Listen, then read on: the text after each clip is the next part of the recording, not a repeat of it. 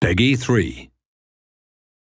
Hi, I'm Lando Norris. I'm part of the McLaren Young Driver program and I currently race in the FIA Formula 3. Today I've had the pleasure of driving some of the classic Formula 1 cars, especially some from the Senna era, which for any motorsport fan is one of the cars that everyone wants to drive.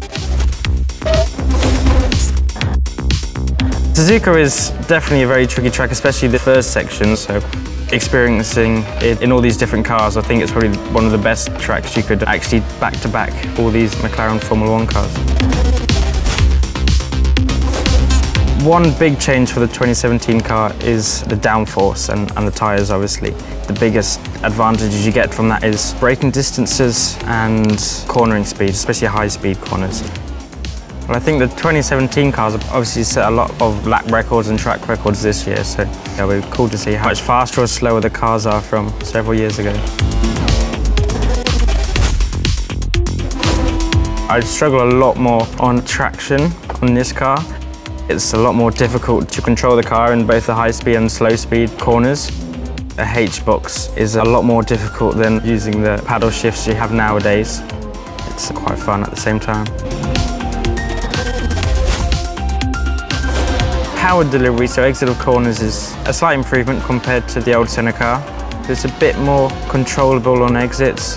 Downforce seems already slightly better than what the older one did. This one was definitely a bit nicer to drive.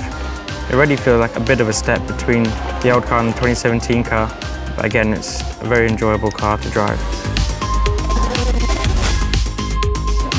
Definitely a cool car. I can tell top speed is slightly faster. I think just about hitting 305 kilometers an hour, which is obviously pretty fast. Even not one of the longest straights. Braking distances and general cornering speeds are slightly higher, and that's where lap time is being taken away from the older cars.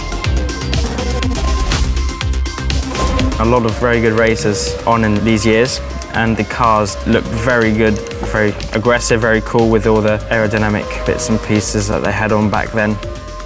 The downforce is a huge chunk better than all the other cars. Yeah, this took it to a whole new level. I would say that the car I'd like to drive most is Ayrton Senna's 1988 McLaren. I think that it's a car that's most different to what I've probably ever driven before. Getting to experience a H-pattern box as well. It's probably a car I think most motorsport drivers would want to drive at one point in their career.